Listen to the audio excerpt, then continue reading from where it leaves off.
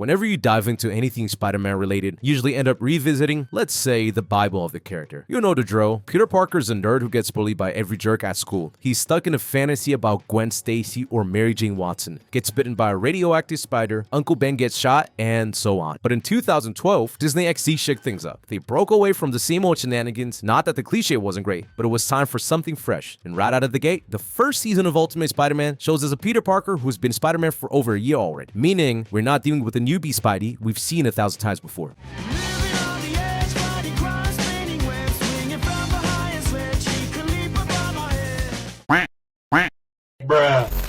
The show kicks off with Peter's backstory, briefly touching on the tragic death of his parents, who disappeared after a plane crash. Since then, he's being raised by his aunt and uncle. While sticking to the classic meat and potatoes of Spider-Man's origin, we also see Peter juggling the typical struggles of a poor teenager, getting bullied at school and dealing with all the crappy situations that come with it. There's a bright spot, meeting the guy who would become his best friend. Over the course of his first year as a hero, Peter has learned a lot from everyone, and really, that's the essence of being Spider-Man. In the beginning, his battles were kind of a disaster. Sure, he stopped the bad guys, but the city always paid the price with collateral damage from his chaotic fights. As time went on, Peter's reputation as a mass vigilant who left a trail of destruction wherever he went made him the perfect target for his greatest enemy to rise. Green Goblin, Venom, Carnage, Dr. Octopus. If you guessed any of these, no hard feelings. You're probably a fake-ass fan. We're talking about J. Jonah Jameson, the ultimate Spider-Man hater. Through all the good and bad, Peter eventually crosses paths with the director of the show himself, Nick Fury. Yeah, man don't need no introduction. If y'all don't know who mans is, get your ass out the video. Nah, I'm just playing, but it's all good. You should know him though. During their first encounter, Spider-Man is sent to take down a pretty low-level villain, someone Captain America could have handled in 5 seconds. After the fight, Fury invites Spider-Man to join S.H.I.E.L.D., promising he could become a real hero, just like the Avengers. But Spidey, he refuses. He insists he works alone. Of course, we all know that's a total bullcrap. Spider-Man is notoriously clumsy, and it doesn't take long for things to go downhill. The villain he fought managed to plant a tracker on him, leading the other bad guys straight to Peter's doorstep. Suddenly, his secret identity is in serious danger. And as you expected, the villains start closing in on Spidey wherever he goes. That's when it hits him. Turning down S.H.I.E.L.D. might have been the biggest fumble he has done. After some chaos, a lot of chaos, Peter changes his mind and decides to join the organization. At the S.H.I.E.L.D. HQ, Peter teams up with a squad of young heroes, Luke Cage, Iron Fist, Nova, and White Tiger. Together, they take on missions, learn the value of teamwork, and help Spider-Man grow into the hero he's destined to be. The disastrous results of Spider-Man's early encounter with S.H.I.E.L.D. push him even further away from the organization. But after some time, Spidey finds himself in a fight where he's saved not by luck, but by the S.H.I.E.L.D. hero squad. For the second time, he reconsiders Fury's offer to join S.H.I.E.L.D., and this time, it's for good. Your friendly neighborhood Spider-Man officially signs up. Of course, the team dynamic was far from perfect at first, but things started to click when the 4 heroes, Luke Cage, Iron Fist, Nova, and White Tiger, enroll in Peter's high school. On one of their early missions as a group, they face off against some Doombots sent by Dr. Doom and manage to take them down. However, while they foiled Doom's plan, he still managed to steal each of their ability profiles. Meanwhile, Norman Osborn and Dr. Octopus are holed up in a secret lab, with Octavius now equipped with high-tech robotic arms to keep him moving. Their goal? Replicate the Spider-Man's power, maybe even create an army of evil spider power soldiers. But during their experiment, they accidentally create something far worse. Venom escaped the labs and set its sight on the one who inspired its creation, the Webhead himself.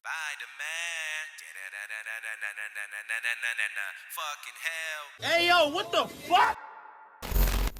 What follows is an epic showdown between Spider-Man and Venom. The symbiote eventually retreats, though no one's convinced it's gone for good. For now at least, it's out of the picture. To reward Spidey for his efforts, Nick Fury gives him a new suit, the iconic Iron Spider armor. One of the dopest things about Ultimate Spider-Man is the guest appearances. The Avengers make their rounds, adding some big-name cameos to the mix. But as the saying goes, nothing good lasts forever. Venom comes back, not as a mindless monster, but as the new popular rival who overshadows Spider-Man at every turn. And under that black hue, none other than Harry Osborn, Peter's best friend. Driven by his desperate need for his father's attention, Harry spirals, and Venom eventually reverts to being the same chaotic villain as always. Of course, Spider-Man steps in, saves the day, and drives the symbiote off once again. But, as usual, a little piece of Venom manages to linger, ready to cause trouble later. Afterward, Spidey gets involved in some wild side mission. He goes toe-to-toe with Loki and other Norse creatures, and even teams up with Wolverine maneuvering to take on Sabretooth. But before long, Venom strikes again, reuniting with Harry Osborn. This time, the symbiote's influence pushes Harry into a fit of rage, leading him to attack his father's lab. Once again, Spider-Man and his friends rise to the occasion, defeating Venom and securing a sample of the symbiote to develop a cure. They manage to eliminate every trace of Venom from Harry, who returns to normal. Unfortunately, the damage is done. Harry's hospitalized after everything he's been through, and Norman Osborn, ever the schemer, secretly takes a blood sample from his son. You can bet that's not gonna go well. Hello, Venom. You crazy son of a bitch. As the day goes by, Spider-Man's life remains as insane as ever, just the way it's always been. One day, Spider-Man meets Doctor Strange, and the next, he's hallucinating a conversation with Unc Ben. After all this chaos, the show shifts back to its main storyline, where Spidey finds himself under attack and ultimately defeated at Oscorp. He's captured by Dr. Octopus, who takes several samples of his blood. Of course, this whole mess has Norman Osborn's fingerprints all over it. Norman reveals himself as the mastermind behind everything, with one ultimate goal: to create a Spider-Man-powered army to destroy S.H.I.E.L.D. In this unexpected confrontation, Peter even considers revealing his secret identity to Norman, but that's when the hero witnesses what will become one of his worst nightmares. Norman injects himself with a serum, triggering an instant transformation. In that moment, he becomes the Green Goblin. In a classic Spider-Man vs. Green Goblin showdown, chaos ensues. The fight leaves everything around them in ruins, and Norman decides to reinfect his son Harry with the Venom symbiote. But Peter manages to electrocute Norman, freeing Harry from the symbiote's control. Or you'll soon regret it. But Norman doesn't take this lightly. He declares Harry unworthy of such power and vows to pass the symbiote on to someone more worthy. He takes off on his glider and heads straight for the S.H.I.E.L.D. helicarrier's airport, where he launches an all-out attack to destroy the planes and facilities. And, well, he succeeds. The aftermath is devastating. Many people who lived in the helicarrier are now injured or homeless. So where do White Tiger, Nova, Luke Cage, and Iron Fist end up? Obviously, at Peter's house. And as you expected, that doesn't go smoothly. But despite the chaos, the team grows closer, opening up about their past. Nova reveals he used to be a part of the Guardian of the Galaxy. Luke Cage shares the tragic story of his parents, who died in an explosion. White Tiger talks about holding her father in her arms as he died. Now it's my job to protect it and keep the tiger side calm. But I don't want to control it anymore. I want to be the tiger. I want revenge.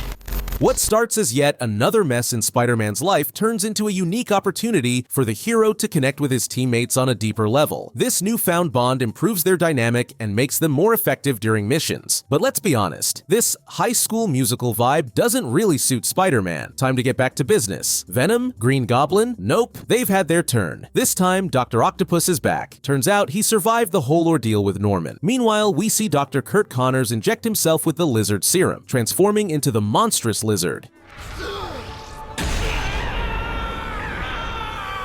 At the same time, new villains emerge, members of what will become the infamous Sinister Six. Electro, Beetle, and a few other allies of Octopus come into play, their sole mission being to destroy Spider-Man by any means necessary. In a brutal battle, Spider-Man and his friends adapt to their opponents and manage to defeat them temporarily. But the mission isn't over yet. This time, the goal is clear: they need to track down the lizard. Peter eventually tracks down Dr. Kurt Connors, but the man is clearly not in the right state of mind. Before anything can be done, Connors throws himself off a cliff and vanishes. Shortly after, the Green Goblin resurfaces. This time, the villain captures Spider-Man and injects him with a new symbiote, Carnage. But Peter manages to free himself and absorb the new symbiote. However, there's a bigger problem. Harry regains control of Venom, and now he's dead set on taking down his own father. Before the fight can start, Spider-Man steps in to stop Harry from killing the Green Goblin. Surprisingly, Peter convinces them to strike a truce. Harry and Peter team up and manage to take down the Green Goblin together. But, as you'd expect, villains can't be trusted. Venom breaks the truce and tries to kill Norman himself. This leads to a three-way brawl: Peter versus Harry versus Norman. Amidst the chaos, Norman escapes, while Venom is once again contained in a tube. After another chapter of the Osborn family soap opera, Peter finds himself on more random adventures alongside Iron Man, Deadpool, and other heroes. The plot then shifts back to the main goal: capturing Norman Osborn and sending him to a prison on the moon. Spider-Man isn't on board with the idea, though. He wants to find a cure for his best friend's father instead. For this ambitious mission, Peter reluctantly seeks help from someone, let's say, less than trustworthy. I am the only person with the mental capacity to grasp the true nature of his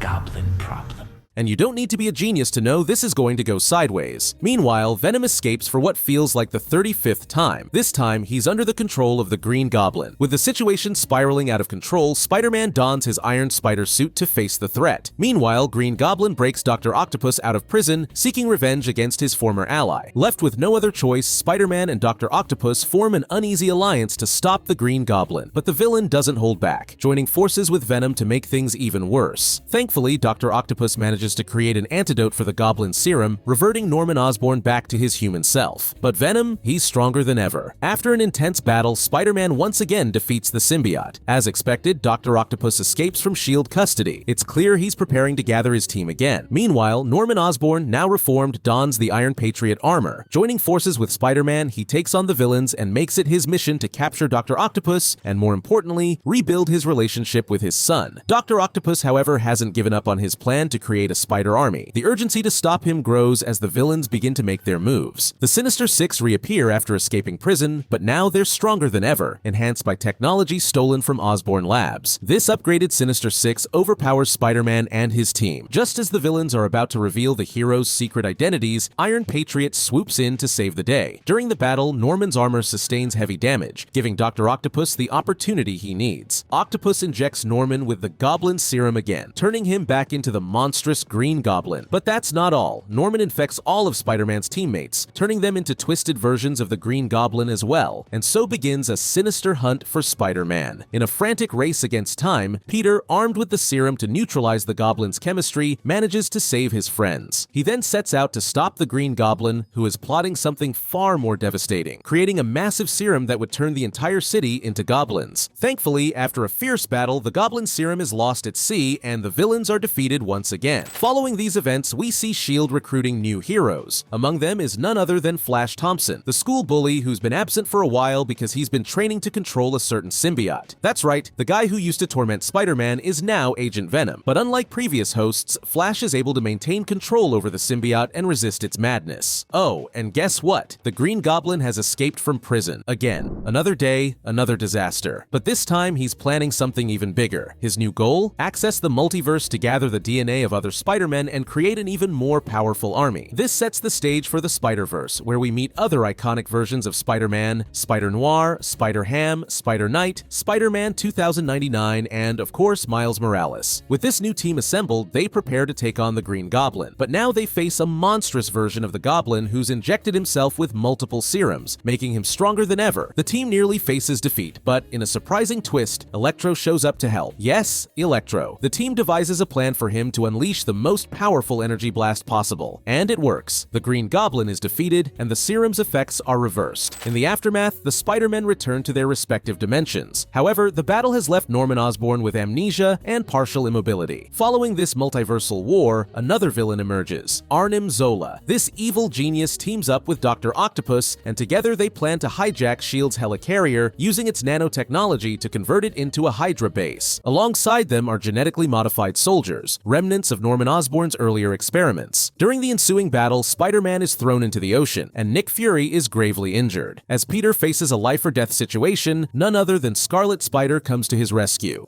Who are you? I'm the guy that pulled you from the bottom of the bay. You're welcome. With his help, the team focuses on developing a cure for all the Goblin soldiers Dr. Octopus is creating. Fortunately, they succeed, and Scarlet Spider officially joins Spider-Man's team. But just when they think things are settling down, the Green Goblin reappears. But wait, how is that possible? Norman Osborn is incapacitated. Well, it turns out this Goblin isn't from their world. He's been brought in from Earth 1610, the dimension of Miles Morales. And it's not just the Green Goblin who's crossed over. Miles Morales himself has also been transported to join Spider-Man's team. Dr. Octopus doesn't waste any time stirring up more trouble. This time, he kidnaps Flash Thompson. Even though Agent Venom has excellent control over the symbiote, he's left severely injured. Octopus takes advantage of the situation to extract the Venom symbiote from Flash. But the villain's plan doesn't last long. The symbiote, having formed a deep bond with Flash, returns to him, proving that their connection is unbreakable. The Venom symbiote ultimately returns to its favorite host, Flash Thompson. Everyone assumed Dr. Octopus was recruiting new members for his team, so Spider-Man Spider-Man decided to track down and capture any potential recruits. But this time, the villain was a step ahead. He wasn't recruiting, he was creating. One of these creations was Anti-Venom, a symbiote specifically designed to eliminate other symbiotes, including Venom himself. In a brutal battle, Anti-Venom nearly defeats Agent Venom, but Flash manages to escape. To make matters worse, the new Sinister Six begins its attack. But not all hope is lost. Dr. Kurt Connors, now fully human again, steps in to help the heroes. He develops a powerful weapon to take down Hydra and entrusts Peter with the key to control it. However, it turns out Dr. Octopus was already aware of this plan. He not only wanted the weapon, but also the key to activate it. The reason he knew so much? There was a traitor among the heroes. The spy was none other than Scarlet Spider. Scarlet Spider's dark past is revealed. He was a child abducted by Dr. Octopus and subjected to a series of experiments. With this insider knowledge, Octopus makes his move, targeting Aunt May's home. Fortunately, Spider-Man arrives just in time, leading to one of the series' most intense fights. Peter manages to hold off Dr. Octopus temporarily, but May is kidnapped by the villain. Octopus proceeds with his plan to transform the Hydra ship into his personal base of operations. Using its weaponry, he begins wreaking havoc on the city. Spider-Man tracks down May's location and confronts Octopus. Tensions rise, and Peter and Scarlet Spider almost come to blows, but May convinces them to work together. United, the two heroes manage to defeat Dr. Octopus, but as the battle concludes, Octopus jumps from the ship and activates its self-destruct sequence. With no other choice, Scarlet Spider sacrifices himself, steering the ship into the ocean to prevent further destruction. Meanwhile, Peter and May manage to escape. Time passes, and there's no sign of Dr. Octopus, until it's revealed that he's now a prisoner of Hydra. He works alongside Morbius under the command of Crossbones, who is overseeing the creation of a new symbiote. However, Spider-Man's team infiltrates the operation and foils their plans. During the chaos, Dr. Octopus injects Morbius with a bat serum, only for Morbius to be overtaken by a symbiote shortly afterward. Despite the challenges, Spider-Man manages to expel the symbiote from Dr. Octopus. The new threat, however, is none other than Carnage, the symbiote we saw at the start of the series. The heroes attempt to destroy him with an explosion, but Carnage proves far more resilient than Venom. The blast scatters his fragments across New York, infecting half the city's population, including heroes like the Avengers and even the Hulk. Some of Spider-Man's trainees manage to save the Hulk, but the next step is clear. They need the ultimate weapon against symbiotes: Harry Osborn, the host of Anti-Venom. The problem? Anti-Venom isn't just focused on purging Carnage, it's also obsessed with destroying Venom, even more so than eliminating Carnage. Despite this conflict, Spider-Man devises a plan to bring Anti-Venom to the tower where Carnage is hiding and use him to neutralize the red symbiote once and for all. In a tense moment, Anti-Venom finally decides that taking down Carnage should come before eliminating Venom. He channels all of his power to defeat the red symbiote. However, he doesn't have enough strength to finish the job. As a last-ditch effort, Peter removes his mask and reveals his identity to Harry. Knowing his best friend needs him gives Harry the strength to fully recover. With a final surge of power, Harry destroys Carnage's tower, saving everyone, but at a cost. Anti-Venom is consumed in the process and doesn't survive. While Anti-Venom is truly gone, Carnage doesn't go down so easily. He manages to reassemble himself from his scattered fragments and makes his way to Peter's high school, merging with Morbius. Before Spider-Man can act, Morbius knocks him out and takes him to a Hydra base. There, Morbius reveals his plan to spread the Carnage virus through missiles, aiming for world domination under Hydra's control. Thankfully, Spider-Man's team intervenes, stopping the Carnage symbiote from taking over once again. With New York proving too small for Spider-Man and his friends' adventures, it's time to return to the Spider-Verse. A cosmic artifact called the Siege Perilous allows its user to travel between alternate dimensions. However, the artifact has been shattered, and if Spider-Man doesn't recover the fragments, the entire multiverse could collapse. This mission calls for Peter Parker and Miles Morales. But they're not the only ones after the fragments. A rival emerges, known as Wolf Spider. He's determined to beat Peter and Miles to the pieces of the artifact. In one of the dimensions the heroes visit, they encounter a world ruled by vampires, all under the control of the Lizard King. This villain possesses one of the Siege Perilous fragments and uses its cosmic power to shut off the sun, strengthening his vampire army. Fortunately, the group of spider heroes manages to reverse the effects, cure the vampires of their mutated DNA, and put an end to the Lizard King's reign. Shortly after, Wolf Spider appears, revealing himself to be another version of Spider-Man, one who seeks to dominate all of creation. He steals one of the fragments and escapes to another dimension. The next stop for Peter, Miles, and their allies is a pirate-themed dimension. Here, they meet Pirate Spider, who helps them through some misadventures and hands over the fragment in his possession. Next, they travel to the Wild West, where they meet Cowboy Spider, a melancholic figure who blames himself for Uncle Ben's death. In this universe, however, Uncle Ben is still alive. Cowboy Spider reunites with him, finding closure and reconciliation. The team's journey then takes them to the Noir dimension, where Spider-Noir has isolated himself after losing his wife in a tragic accident. With encouragement from the other Spider heroes, he regains his resolve, restores order to his world, and hands over the fragment from his dimension. Their final stop is Miles Morales' home dimension, where they team up with Gwen Stacy and Aunt May from that world. Just as they gather all the fragments, Wolf Spider reappears. This time, he has kidnapped Miles' mother. The team rescues her and hides to prepare the fragments for reassembly. Unfortunately, Wolf Spider discovers their location. Before they can complete their work, he steals the artifact and reveals his true identity, an alternate Peter Parker. With the power of the entire Siege Perilous in his hands, Wolf Spider absorbs the energy of all the Spider-Men across the multiverse, easily defeating the heroes. Peter has no choice but to surrender, and he's taken to a parallel dimension. In this strange world, Wolf Spider begins draining Peter's powers, but Peter had prepared a countermeasure. He manages to restore the powers of all the Spider-Men, which causes Wolf Spider's downfall. Defeated, the villain is no longer a threat. After all this, we learn that Dr. Octopus has returned with yet another plan, and that Scarlet Spider didn't die in the explosion after all. Octopus activates advanced nanotechnology, enhancing his abilities and transforming into his most powerful form yet. But, as usual, the villain is defeated once again. Time passes, and Peter's graduation day finally arrives. But let's be honest, there's no way Spider-Man is going to get a peaceful break anytime soon. Dr. Octopus returns with an ultimatum for Peter: surrender his powers, or Aunt May will pay the price. The villain has drones scattered all over the city, leaving Peter with no other choice. Forced to comply, Peter gives up his powers, and the heroes are imprisoned in a shrinking cell designed to keep them from escaping. With New York now defenseless, it seems all hope is lost. But, of course, Spider-Man can't stay down for long. Even though he's discouraged and desperate, Aunt May inspires him to fight back, handing him one of his very first web shooters. Spider-Man returns, not at full strength, but with unshakable determination. With Norman Osborn's help, Peter tracks down Dr. Octopus's secret lab. There, they find the spider that originally bit Peter. Unfortunately, Peter is now immune to its venom, but all is not lost. Norman manages to engineer a specific DNA formula. When injected, it restores Peter's powers. Back in action, Spider-Man takes on the Sinister Six, stopping them in their tracks. This enrages Dr. Octopus, who injects himself with a serum that transforms him into his ultimate, most powerful form. But this time, Spider-Man is ready for him, focused, determined, and on fire. Peter manages to reverse the effects of the serum before Octopus can destroy the city. Once back to normal, Dr. Octopus realizes the error of his ways and decides to help Peter destroy the force field imprisoning the heroes. In the end, Peter Parker graduates high school, finally leaving his school days behind. Spider-Man returns to his routine, not just as the friendly neighborhood Spider-Man, but as a hero for the entire planet and even the multiverse when duty calls. And that's how Ultimate Spider-Man ends. So, what did you think of this recap? If you enjoyed it, don't forget to subscribe to the channel for more videos like this. That's all for now. See you next time.